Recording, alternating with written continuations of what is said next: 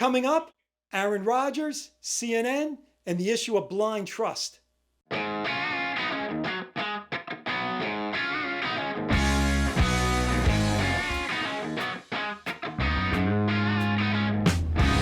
to Just Facts News, where we bring you thoroughly vetted facts that other newscasts have ignored or distorted.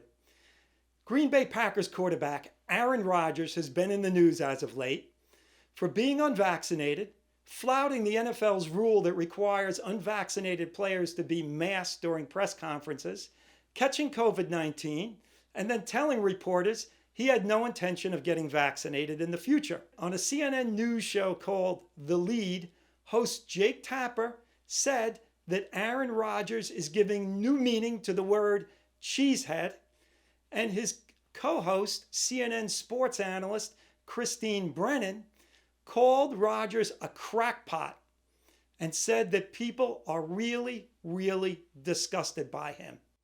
Then Tapper said this. Look, when you're a public figure, there's a certain obligation you have to the public in terms of, sharing information that's accurate, not just about yourself, but in general. He spread information in that very interview. He claimed he would have better protection against COVID than from a vaccine. The CDC says that's not true. He's saying because he had COVID that the antibodies. That has the potential to have a massive impact on his fans. I might not be a fan of the Green Bay Packers, but there are millions of them. Yes, we all have an obligation to share accurate information. But merely saying the CDC says so does not meet this standard when there's credible evidence to the contrary. And this is just such a case. Numerous accomplished scientists have conducted studies showing that naturally acquired immunity to COVID-19 is robust, durable, and just as good, if not better, than the immunity conferred by the current crop of COVID-19 vaccines. Some of these studies are already published in peer-reviewed medical journals. Others of them are undergoing peer review at this moment.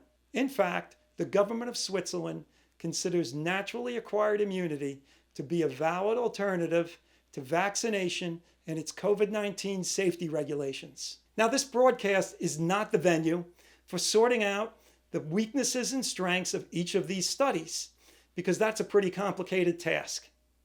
Others have done that, including Harvard Medical School's Martin Kulldorff, and we're linked to that article in the notes below. However, this raises a really important and much broader issue. Should we be blindly trusting people?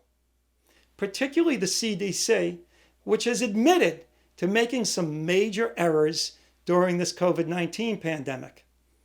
Now, this example I'm going to share with you is as cut and dry as it gets, and it has incredible implications. So from early in the COVID-19 pandemic, the World Health Organization and CDC said that COVID-19 is primarily spread by droplets. These are large respiratory particles that can easily be blocked by masks that quickly fall to the ground. However, throughout that period, numerous studies came out showing that COVID-19 was in fact primarily transmitted by microscopic aerosols.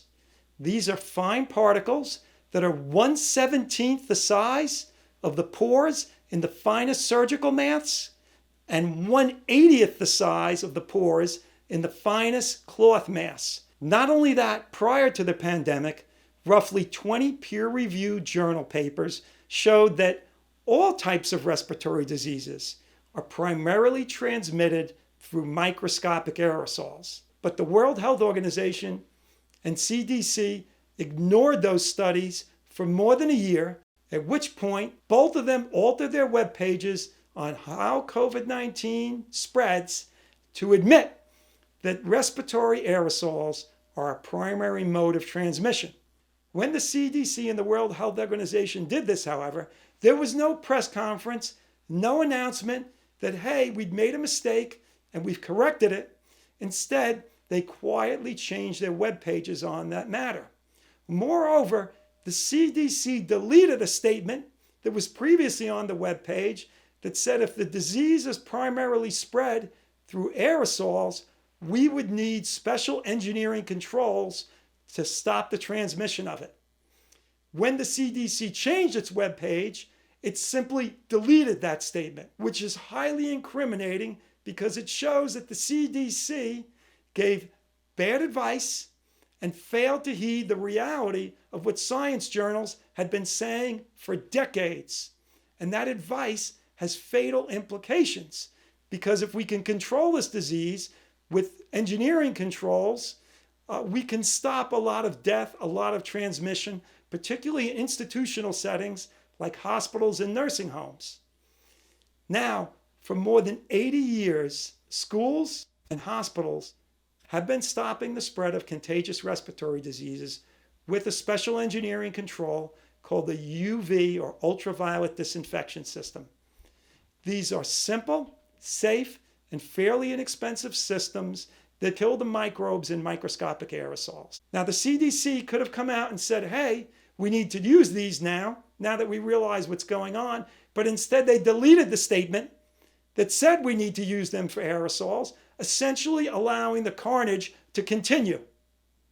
And this raises the question, why would anyone trust an organization that would do something that clear-cut and that plainly misleading?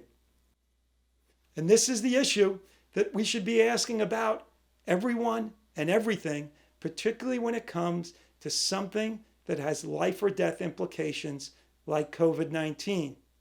Instead of blindly trusting people like Tapper, maybe we should dig a little deeper to the facts. Thank you for joining us. Tune in next time for more thoroughly vetted facts that other newscasts have ignored or distorted.